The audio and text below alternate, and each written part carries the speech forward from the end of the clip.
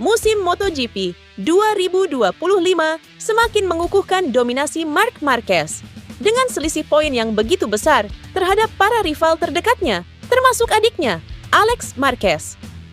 Dalam sebuah pernyataan terbaru yang dikutip Crash, Alex secara tegas menyatakan bahwa mengejar sang kakak di perebutan gelar dunia sudah mustahil. Saya rasa 120 poin itu mustahil, lebih dari sulit. Selama musim belum selesai, segalanya mungkin terjadi. Namun, saya selalu mengatakan bahwa target saya adalah peringkat kedua di klasemen, yang menurut saya sudah sangat bagus. Itu luar biasa, ujar Alex. Saat ini, Marc memimpin klasemen dengan 381 poin, unggul 120 poin atas Alex dan 168 poin atas Francesco Bagnaia di posisi ketiga. Dengan menyisakan 10 seri balap, Alex menyadari bahwa gelar dunia bukan lagi target realistis. Sebagai gantinya, ia memilih menargetkan posisi runner-up dengan fokus mempertahankan keunggulannya atas Bagnaia. Strategi ini juga mencerminkan realitas kompetisi. Marc tampil dominan dan konsisten, sehingga peluang bagi Alex untuk menggeser posisinya nyaris tertutup. Meski demikian, Alex tetap berusaha memanfaatkan motor tahun sebelumnya, GP24, dengan hasil yang cukup kompetitif. Pecco mengakui bahwa kesulitan yang dihadapinya dengan Ducati GP25 telah membuatnya kini menjadi salah satu pebalap yang paling mudah disalip dalam hal pengereman, sebuah keterampilan yang dulunya menjadi keunggulannya. Masalah pada pengereman dan memasuki tikungan telah membuat Bagnaia merasa frustasi, terutama saat mencoba mempertahankan posisinya di balapan. Bagnaia, yang sudah 2 kali meraih gelar juara dunia, mengungkapkan bahwa ia telah mengalami masalah dengan rem sejak balapan di Thailand. Dulu saya sangat sulit untuk disalip, atau setidaknya siapapun yang mencoba menyalip saya selalu melebar, tapi sekarang situasinya terbalik. Saya salah satu yang terburuk, semua orang menyalip saya saat pengereman, saya tidak bisa mengerem dengan keras, kata pebalap asal Italia ini kepada Sky Italia. Bagnaia mengakui bahwa ia dan Ducati harus mencari solusi untuk memperbaiki masalah pengereman dan meningkatkan performa mereka di paruh kedua musim ini. Maverick Vinales mengungkapkan cara ia memotivasi dirinya untuk tetap percaya diri di tengah perjuangannya untuk kembali ke papan atas MotoGP dengan mengingatkan diri tentang kemenangan atas legenda seperti Rossi dan Lorenzo. Vinales mengakui bahwa ia sering harus mengingatkan dirinya sendiri bahwa ia pernah mengalahkan nama-nama besar seperti Valentino Rossi, Jorge Lorenzo, dan Dani Pedrosa di MotoGP, di tengah kesulitan yang ia hadapi untuk kembali ke posisi terdepan di ajang balap motor paling bergengsi ini. Kadang-kadang saya harus mengingatkan diri bahwa saya pernah mengalahkan Rossi, Jorge Lorenzo, Dani Pedrosa. Maverick, kamu pernah bertarung dengan ikan hiu besar? Sekarang ini adalah giliranmu, katanya kepada GP1. Vinales menambahkan bahwa setiap fase dalam karier memiliki tantangan dan pencapaiannya sendiri. Dan meskipun ia sudah lama tidak bisa berkompetisi secara konsisten di papan atas, ia tetap percaya bahwa ia memiliki kemampuan untuk melakukannya lagi. Fabio Quartararo tetap menjunjung tinggi loyalitas terhadap Yamaha karena mereka adalah tim yang membawanya ke MotoGP. Meskipun begitu, dia menegaskan bahwa tidak akan ada kesempatan kedua jika janji-janji investasi dan komitmen yang disampaikan hanya berupa dokumen tanpa terwujud nyata.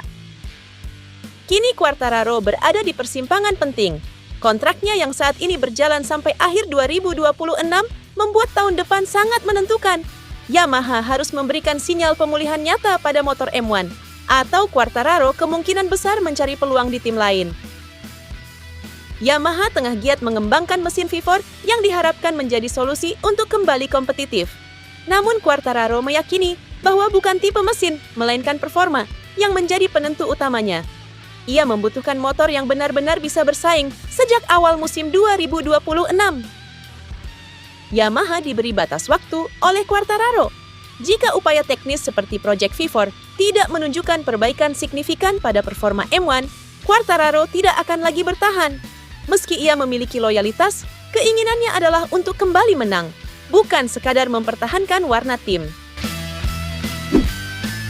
Selama jeda musim panas, pemimpin klasemen kejuaraan dunia Moto2 saat ini, Manuel Gonzalez, secara terbuka menyatakan keyakinannya bahwa statusnya sebagai orang Spanyol telah menghambatnya.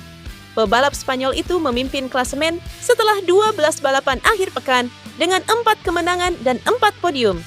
Namun, ia yakin bahwa ia tidak diunggulkan untuk pindah ke MotoGP pada tahun 2026 karena paspornya. Berhasil masuk MotoGP sebagai orang Spanyol lebih sulit. Sebagai orang Spanyol, Anda harus menjadi yang terbaik secara keseluruhan. Jika Anda orang Jerman, Anda tidak harus menjadi yang terbaik di dunia untuk naik ke kelas berikutnya, katanya dikutip Speedweek.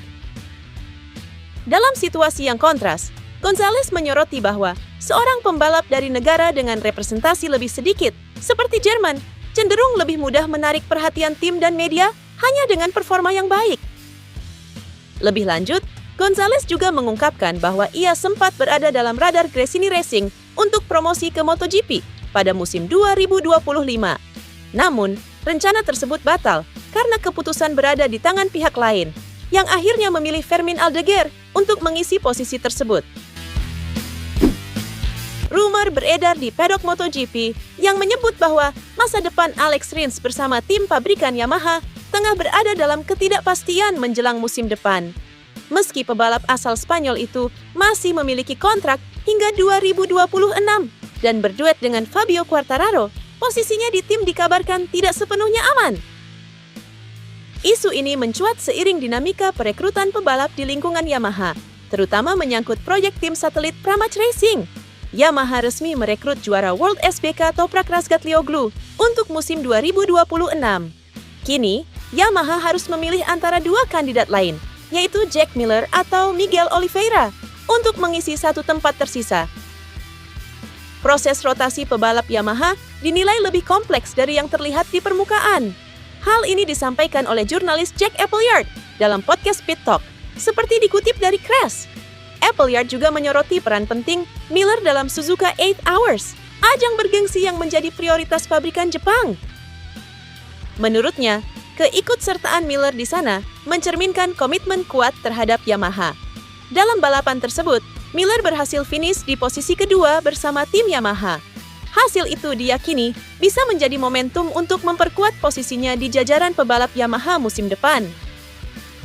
Salah satu skenario yang beredar adalah Yamaha akan mengakhiri kontrak Rins lebih awal, mempromosikan Jack Miller ke tim pabrikan, dan menempatkan pebalap rookie sebagai tandem Toprak di Pramac Racing.